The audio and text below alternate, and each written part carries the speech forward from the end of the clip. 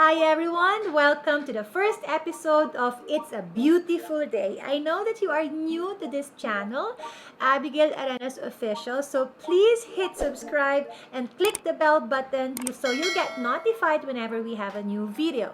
If you have any question about this topic, please write on the comment section below. Today, we are going to talk about how to separate personal and professional life. For the longest time, this used to be my very first slide when we talk about professionalism. Kasi, ang unang-unang mindset pala when you want to become professional is to simply separate personal life and professional life. That was easy then. Now, ang hirap sabihin because we are now, I forgot, I stopped counting, 40 plus days na into lockdown. So, ang problema, magkasama ang personal and professional life. Yung personal life is like 4 steps away. Ang personal life is any second, my son can knock or barge in the door and, ruin my professional life. So, how do we go about it? I've had a lot of questions. I've encountered a lot of mommy questions na paano kontrolin yung bata? Because it's true. Because number one, we need to make sure that we will inform the entire household that we are working. So, para maging successful tayo sa work from home natin, inform everyone. That's good. Ang problema, yung bata na hindi nakakaintindi. He's 4 years old. So, pag ginutom, Mom, I'm hungry. Pagka gusto magpunta ng banyo, Mom, I need to go to the toilet. Laging nandito, feeling talaga na weekend lang. Okay, now, so anong ginawa ko? Naglinis ng bahay, nag-declutter ng cabinet, nag-deep cleaning ng banyo, all of these things. Nung malinis na yung bahay, now what? We have to go back to being a professional. We have to somehow try to work at home. Pero ang dilemma, how do we separate personal and professional life? Now, I have a few tips for you. Number 1 tip, yun na nga, inform the entire household. Number 2, have a routine. So, don't go very far from your original routine. It's very different, but the time is somehow similar. So, gumigising pa rin, not as early as 5, 6 o'clock. Kasi my son has yung 4 years old, si Eli has this biological clock. Kahit anong oras siya matulog sa gabi, laging gumigising ng 6 o'clock. So, siya yung aking alarm clock. So, 6 o'clock gising. Tapos, pag gising, of course, I have time to cuddle and kiliti, tickling time yan. Tapos, hanggang sa magkukwentuhan kami. Tapos, around 7 o'clock, that's the time I get up from bed with my husband, and then coffee, tapos breakfast, meditation, quiet time, konti. Kasi si Eli, naglalego na yan usually. Tapos, at around 8:15, habang nagbe-breakfast si Eli, maliligo na ako. Kasi, sisimulan ko na yung Zoom meeting ko at around 9 o'clock. So, 9 o'clock, 9 to 11, I'm in front of the computer working.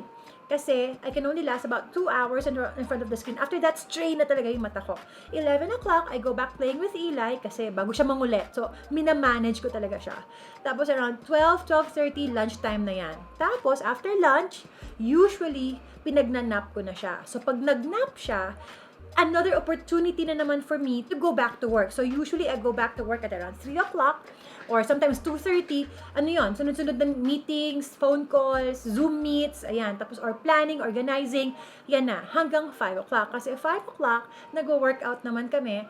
Nililid ito ni Ija. So, si Ija, may panganay, who's 18 years old, siya yung naglilid ng workout namin. So, pinipilit niya talaga kami. So, minsan, pagod na ako sa trabaho, di ba? Nakaganon na ako, parang, Mom, workout na. Then, I really appreciate that.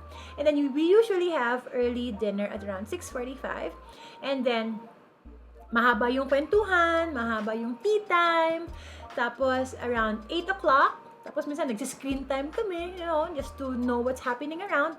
8 o'clock, shower na ulit yon. 8:15, nasa TV na kami. Minsan nasa laptop na, nanonood kami ng either Pajanimals, or pag sinuswerte, merong Outlander, yung mga ganon. Tapos, 10 o'clock, the entire household is quiet. As in, ayoko nang may ilaw. So, kasi hindi natutulog yung maliit ng may ilaw. So, sarado na lahat. So, 10 o'clock, tulog na. So, I have to figure this out. Kailangan ko siyang i-organize para mas mahiwala yung personal sa professional. So, alam din ng household namin na kapag nag-lipstick ako, pag nagkilay ako, pag nag-ayos ako, uy, may meeting ka. Oo, may meeting. So, training din. For Eli, mas trained na siya now that whenever I have the door behind me closed, medyo may respeto na ng konti. Ang problema lang, pag Zoom, alam niya kasi may ibang nakikita mukha. Ang problema, pag telepono, sometimes I'm on a business call, tapos nag-iingay. So, pagka ganon, I have the kuya to take care of him. Or, minsan pinapalagyan namin ng headset. Kahapon, tawa ko ng tawa kasi naka-headset siya, tapos nakaganon lang siya. Parang, he's in his own zone. So, sabi ko, effective. So, we're just gonna have to figure it out. Tapos, ang isang problema na stressful is pag hindi siya natulog sa hapon. Then, ibig sabihin nun, yung alas 3 ko na supposedly magtatrabaho, istorbo siya sa akin. So, I really have to put him in his good mood. So, yung work life ko, nakasalalay sa mood nung bunso. Kasi nga, kung hindi, ako ang maiistorbo. So, I see to it na hahanapin ko yung time na pinaka-productive ako, at the same time, hindi niya ako iistorbohin. So, usually, morning yon. Morning, mga good 2 hours yon. So, medyo hindi niya ako hinahanap.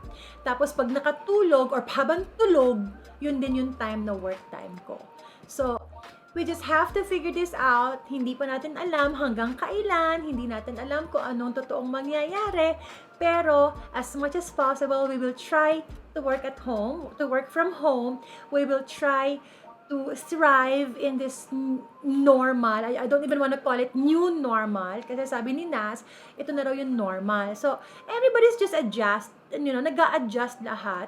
And that's one way of coping up. So, I hope that I was able to share to you something today. Now, again, thank you for watching. Please do not forget to subscribe to this channel. This is Abbygale Arenas de Leon saying, it's a beautiful day.